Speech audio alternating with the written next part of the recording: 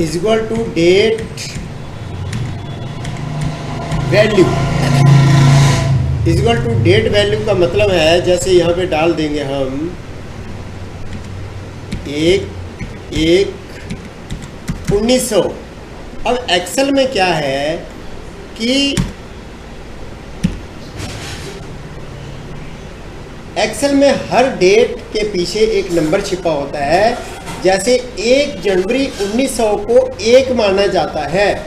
मतलब जब हम कोई डेट टेक्स्ट के रूप में लिखते हैं, जैसे 1/1/2026, तो एक्सेल उससे सिर्फ एक लिखावट मानता है, यानी कि कोई एक पर्टिकुलर सीरियल नंबर मानता है जो उसने उसको दिया हुआ है। डेट वैल्यू का काम उस लिखावट को एक्सेल को सीरियल नंबर वैल्यू में बदल देना है, ताकि आप उस पर जोड़ घटा सकें या कैलकुलेशन कर सकें।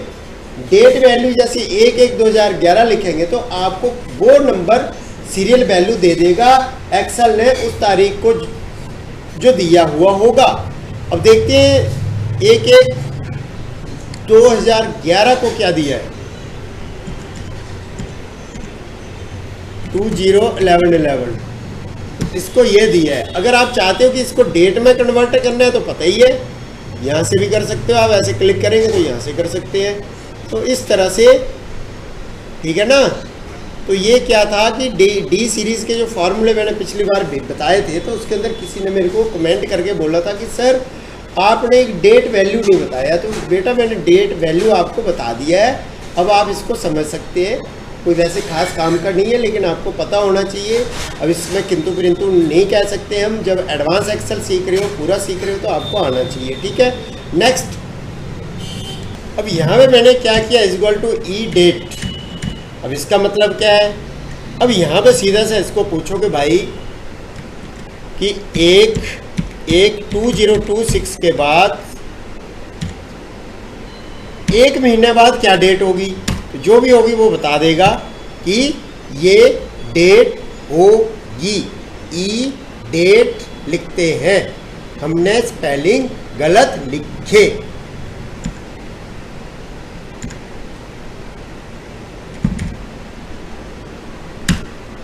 तो 1/2/2026 होगा, क्योंकि हमने इंडियन डेट के हिसाब से सेट किया है। और इसी तरह से अगर मैं यहाँ पे क्या लिखूं, यहाँ मैं अगर 4 लिखूं तो क्या आएगा, अप्रैल आ जाएगा ना। 4 लिखा ना। अच्छा हाँ, 1 जनवरी के बाद, ठीक है ना। तो ये क्या आ जाएगा, 1 मई आ जाएगा। इसी तरह से एक होता है effect, is equal to affect 0.1 लिख दिया मानो मैंने, और कोमा 12 लिख दिया। क्या लिख दिया, 12 लिख दिया। अब एंटर करेंगे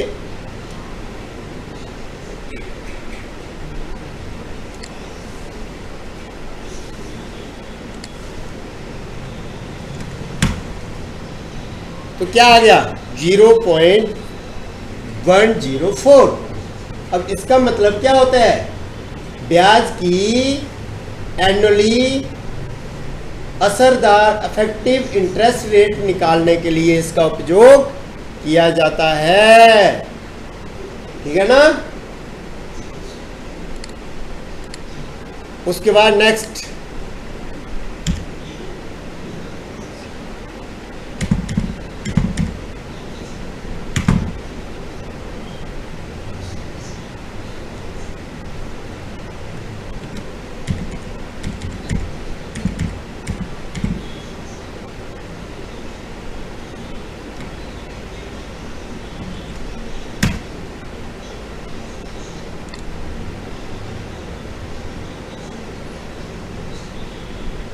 अब इसका मेनली यूज किस लिए किया जाता है, किसी टेक्स्ट का इंटरनेट लिंक यूआरएल में इस्तेमाल होने वाले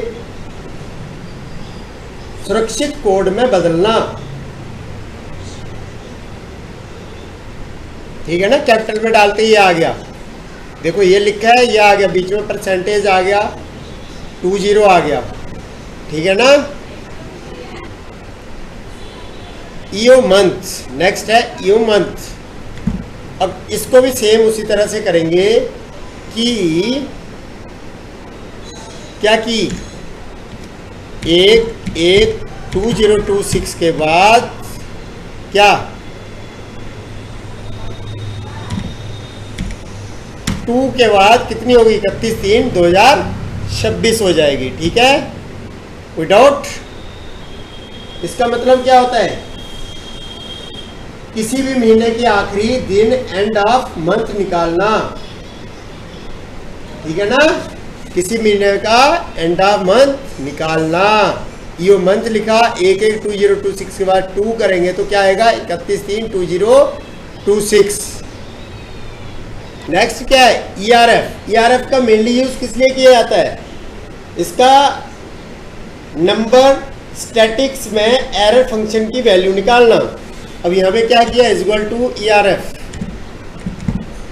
ब्रैकेट स्टार्ट किया और यहाँ पे क्या डाल दिया, यहाँ पे डाल दिया मान लो 1, तो एंटर करते ही क्या आएगा, 0.84 आ जाएगा। ठीक है, फिर ERFC होता है, उसके बाद क्या होता है, इक्वल टू ERFC। ERFC होता है, इसका मेनली यूज किस लिए किया जाता है, कॉम्प्लीमेंट्री एरर फंक्शन की वैल्यू निकालना। क्या बोलते हैं इसको, कॉम्प्लीमेंट्री एरर फंक्शन की वैल्यू निकालने के लिए इसका यूज किया जाता है। क्या करने के लिए, कॉम्प्लीमेंट्री एरर फंक्शन की वैल्यू निकालने के लिए इसका यूज किया जाता है। तो क्या डालेंगे यहाँ पे भी, यहाँ पे भी मैंने बर्नी डाल दिया, तो एंटर करते ही देखो इस तरह से आ जाएगा। उसके बाद नेक्स्ट,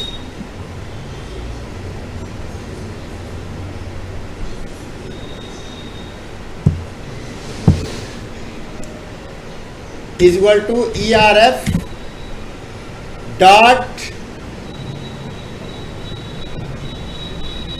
प्रिसाइज। अब यहां पे भी मैंने बन डाला तो क्या आ गया, इस तरह से 0.84 आ गया। फिर इसी तरह से इक्वल टू ERFC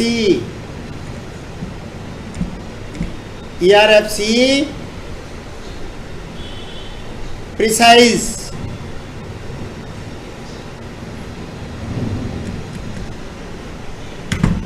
तो इस पे भी मैंने बर्नी डाला तो क्या आ गया, 0.15 आया। ठीक है ना, उसके बाद क्या हमारा एरर टाइप, क्या है, error type equal to ERR error type. Tab दबाया और एरर टाइप में क्या लिख दिया, मान लो लिख दिया NA। ठीक है, NA लिखा और यहां से ऐसे ऐसे ऐसे कर दिया, एंटर करती क्या आएगा, 7। अब इसका मतलब क्या होता है, एक्सेल में आई किसी गलती एरर का नंबर पता करना, जैसे #NA के लिए क्या आया, 7 कोड आ गया। ठीक है ना, फिर एक होता है even equal to EVEN even, और यहाँ पे क्या डाल दिया हमने, नहीं डाला तो क्या आ गया, इवन नंबर में कन्वर्ट कर दिया, क्योंकि हमने बोला उसको कि इवन नंबर ही दिखाए। इसी तरह से एक होता है एग्जैक्ट में यहाँ पे लिख दिया मैंने हेलो, फिर यहाँ पे लिखा, यहाँ पे हेलो लिख दिया। कैसे लिखा है, हेलो का H कैपिटल में, और यहाँ पे क्या किया मैंने, H लिख दिया स्मॉल लेटर में और ऐसे लिख दिया हेलो। ई तो लिखा नहीं यार, ऐसे लिख दिया हेलो। अब मैं क्या करूँगा, मैं करूँगा इक्वल टू EXACT एग्जैक्ट मतलब बिल्कुल क्या सही है, क्या E1 E2। अब बिल्कुल सही होगी तो क्या आ जाएगा, ट्रू आएगा। लेकिन ये कहाँ सही है, एक हेलो ऐसे है, एक ऐसे है। और मान लो यहाँ पे मैंने क्या लिख दिया, एप्पल, और यहाँ पे क्या लिख दिया, एप्पल, और यहाँ पे क्या किया, इक्वल टू EXACT एग्जैक्ट लिखा और यहाँ पे क्या लिख दिया F1 कोमा F2, तो क्या हो जाएगा ट्रू आ जाएगा। उसके बाद क्या है हमारा एक्सपोन डॉट डिस। अब इसका मतलब क्या होता है, एग्जैक्ट तो हो गया ना,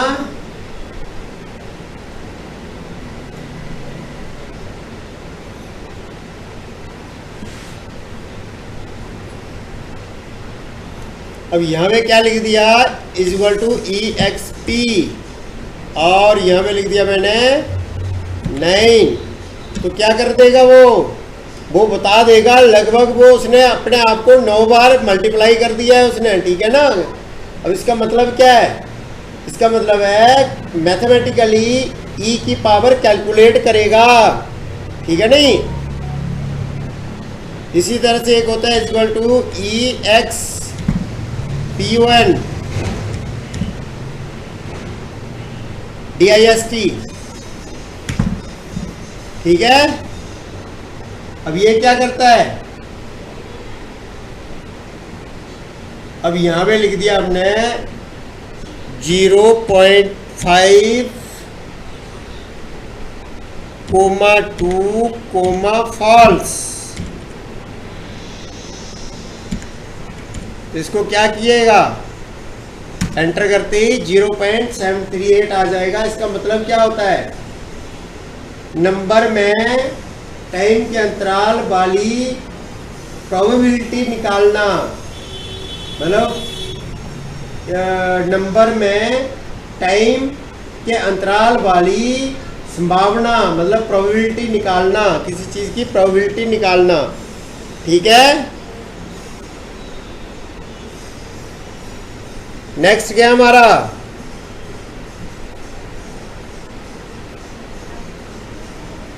अब यहां पे क्या किया is equal to FDIST bracket start किया और यहाँ पे 15.3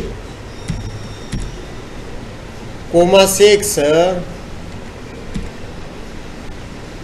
एंड कोमा 4 एंटर करते क्या आएगा 0.098। अब इसका मतलब क्या है, देखो इसका मतलब ये है, मान लीजिए आप ये पता लगाना चाहते हैं कि आपके डाटा का F नंबर F स्टैटिक मान 15.3 है और आप इसके लिए डिग्री ऑफ फ्रीडम 6 और 4 के साथ देखना चाहते हैं, ठीक है ना। तो 15.3 आपका क्या है F स्टैटिक मान है 6, ये क्या है हमारा न्यूमरेटर है, न्यूमरेटर डिग्री ऑफ फ्रीडम, समझ गए, समझ गए ना। अब इसी तरह से ये तो फिर सेम ही हो गया ना, ये तो वैसे ही चलेगा जैसे ऊपर वाला था।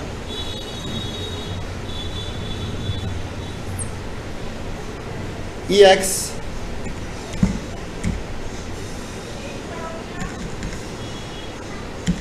EXP बस उस पर डॉट DIST था, बिना डॉट के है ना, टैब दबाया, अब सेम वैसे ही टाइप होगा। 0.5 कर लो जैसे ऊपर किया था, सेम आंसर आएगा 0.5 कोमा 2 कोमा फॉल्स। अच्छा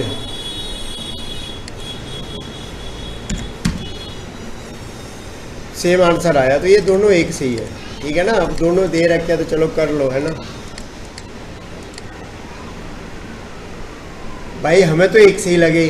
अगर वीडियो देखने वालों कोई कुछ अलग फ़र्क होता होगा तो कमेंट करके बताना यार क्या फ़र्क होता है। हमारे हिसाब से तो दोनों का मतलब एक ही है, ठीक है ना। एक्सपोन डॉट DIST और एक्सपोन डिस्ट। तो इस तरह से अगर समझ आएगा तो इसको वीडियो को भी शेयर और लाइक करो।